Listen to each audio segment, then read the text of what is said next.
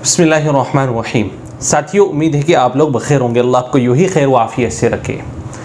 आज मैं आपके सामने कुछ चीज़ों को अर्ज़ करना चाह रहा हूँ। कुछ ऐसी खबर है जो खबर आपको मालूम होनी बहुत ज़रूरी है। जो लोग सऊदी जा रहे हैं और सऊदी वाया दुबई होकर जाना चाह रहे हैं, उनके लिए खबर बड़ी अहमियत की हामिल है।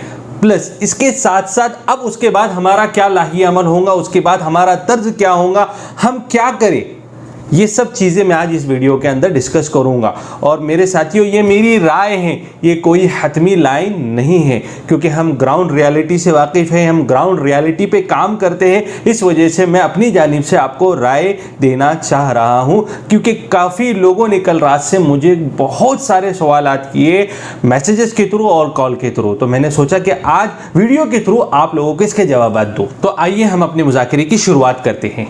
साथियों, ये खबर तो आपको पहुँच चुकी होंगी कि कल सुबह डॉक्टर तौफीक रबिया ने एक स्टेटमेंट जारी किया, जिसमें उन्होंने कहा कि 310 कोरोना के केसेस अब सऊदीया में पहुंच गए। 300 केसेज आज अगर मैं काउंट करूं तो आज हमारे हिंदुस्तान के लिए तो बहुत मामूली केसेस है, बट ये सऊदीया के लिए बहुत बड़ा नंबर है। अभी तक 300 के अंदर पूरा के पूरा खेल चल रहा था। दिसंबर में उन्होंने कोरोना फ्री सऊदी का ऐलान कर दिया था, लेकिन अभी भी वहाँ पे केसेस जारी है। काफ़ी लोगों ने मुझसे कहा कि सऊदी बड़ी डरपोक है, उनमें कोई ताकत नहीं है, बट मैं उन लोगों से यही कहूँगा कि वो डरपोक नहीं है, बल्कि वो अपने रियाया के बारे में सोचने वाली कौम है और अपने मातहतों के बारे में वो सोच रहे, इसीलिए ये हिफाजती अक़दाम उनके लिए कर रहे हैं। बट इसके लिए जो अतराफ़ के काफ़ी सारे लोगों को तकलीफ़ हो रही है, जैसे जो वर्कर है, जो बेचारे बाहर है, बाहर से आ रहे हैं, काफ़ी सारी दिक्कतें उनके साथ पेश आ रही है। तो बस एक दर्द यही है कि अगर उनके वर्कर्स और जो काम करने वाले हैं, अगर सऊदीया उनके बारे में सोच ले तो क्या ही बेहतर हो। बट उन्होंने ये सुबह में स्टेटमेंट दिया, शाम होते होते एक न्यूज़ आ गई कि 3 फरवरी बुध के रोज रात 9 बजे के पहले पहले अगर किसी को आना है तो वो आ जाए। इसके बाद सऊदी की तमाम बॉर्डरें वो सील करेंगे, जिसके अंदर 20 कंट्री से आने वाली फ्लाइटें, 20 कंट्री से आने वाले लोगों के लिए यह हुक्म नाफिज किया गया, जारी किया गया, जिसके अंदर पाकिस्तान है, हिंदुस्तान है और यूएई भी है और काफ़ी सारी दूसरी कंट्रीज़ है। इंशाल्लाह वो कंट्रीज़ के नाम मैं जब आपको सऊदी गैजेट का लास्ट में दिखाऊंगा तो उसके अंदर नाम भी शो कर दूंगा। बट बताने का मकसद ये है कि इन कंट्री से जो आ रहे हैं उनके लिए फ्लाइटें बैन हो गई है। अब लोगों की बड़ी कश्मकश हो गई, शाम के वक्त से बड़ी होड़ लग गई। बट इसका फ़र्क किन लोगों पे ज़्यादा पड़ेगा, पहली बात ये समझिए। जो लोग अभी वहां पर हैं उन लोगों पे इसका ज़्यादा फर्क पड़ेगा, या जो लोग अभी यहाँ से जा रहे हैं उन लोगों पे ज़्यादा फर्क पड़ेगा? क्योंकि काफ़ी लोगों ने मुझसे यही सवाल किया कि मौलाना हमको अभी ट्रैवल करना चाहिए या नहीं ट्रैवल करना चाहिए। तो मैं उन लोगों से यही कहूँगा कि मेरे भाई, अगर आपकी टिकट हो चुकी है, अगर आपका पूरा सिस्टम रेडी है तो आप ट्रैवल कीजिए। उसकी वजह क्या है? क्योंकि ग्राउंड रियलिटी पे जब हम काम करते हैं, कोई ऑफिशियल न्यूज़ नहीं है, मेरी राय है, मैं राय दे रहा हूँ आपको।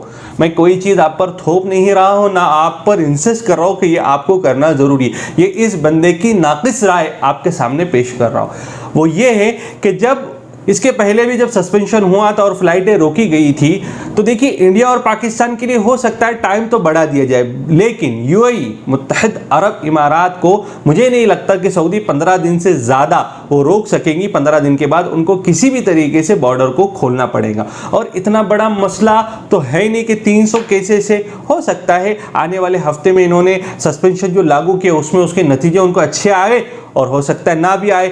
लेकिन फिर भी अगर हम 2 हफ्ते का काउंट पकड़ के चले, जो लोग 5 तारीख को जा रहे हैं, 5 से 15 और 15 से 20, तो आप लोग बिल्कुल इंशाल्लाह जा सकते हो। लेकिन अगर खुदा ना करे 15 दिन के बाद अगर ओपन ना हो, तो इसके अंदर काफ़ी लोगों को मुझे फ़ोन आया और काफ़ी लोग हमारे पास भी थे कि जिनकी 5 तारीख की टिकट इशू हो चुकी है, 8 तारीख की टिकट इशू हो चुकी है। तो उनके लिए क्या है, अगर आप अभी जाने से रुक जाएंगे तो आपकी टिकट तो ऐसे भी तो ज़ाय होने वाली है, उधर आपको 5, 7, 8 हज़ार नुकसान होगा। तो मैं आप लोगों को यही राय दूंगा कि आप ट्रैवल करें और 15 दिन वहाँ पर गुजारे। अल्लाह की ज़ात से कभी उम्मीद है कि 15 दिन में वो सस्पेंशन ओपन हो जाएगा, आप ट्रैवल कर सकोगे। अगर खुदा ना करे अगर वो ओपन ना भी हुआ, 7 दिन अगर आपने एक्सटेंड किया, ये समझिए कि जो फ्लाइट की टिकट हम छोड़ने वाले थे वही रकम हम लगा गए और 7 दिन हम वहाँ पे एक्सटेंड कर ले, तो ये सबसे बेहतर है। आप यहाँ पे रुक के तो कुछ कर नहीं सकते, जैसा ओपन होगा वैसा आप सऊदी में दाखिल हो सकते हो।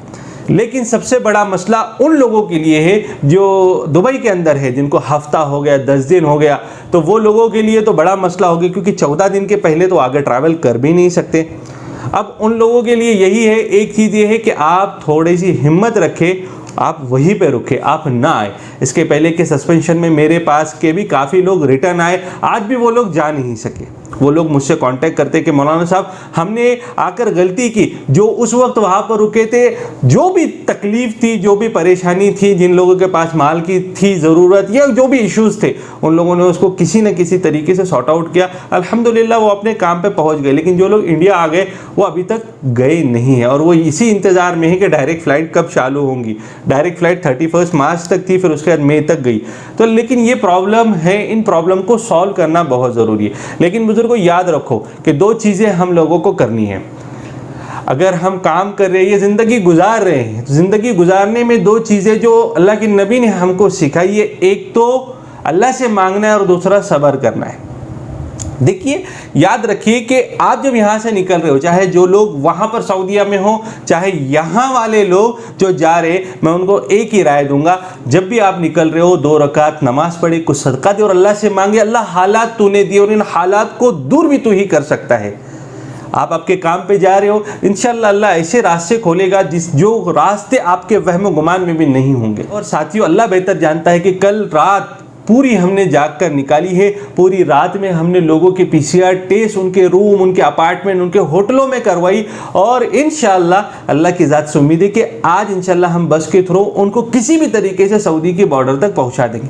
बस आप लोगों से भी मेरी यही दुआ है कि उन अल्लाह के बंदों के लिए ख़ास दुआएँ करें कि अल्लाह उनको आफियत के साथ और अपने हिफ्ज़ व अमान में अपने काम, अपनी जगह पर पहुँचा दे। आमीन। जज़ाकुमुल्लाहु खैरा व अहसनल जज़ा। नाजरीन, 1 मिनट रुकिए, कहीं आप वापस तो नहीं जा रहे? यकीन मानिए वीडियो बनाने में काफ़ी मेहनत दरकार होती है, तो आपसे सिर्फ इतनी ही रिक्वेस्ट है कि हमारी हौसला अफजाई के लिए चैनल को ज़रूर सब्सक्राइब कर दें, वीडियो को लाइक कर दिया करें और साथ ही साथ बेल वाले आइकन को ज़रूर प्रेस किया करें। शुक्रिया, खुदा हाफिज़।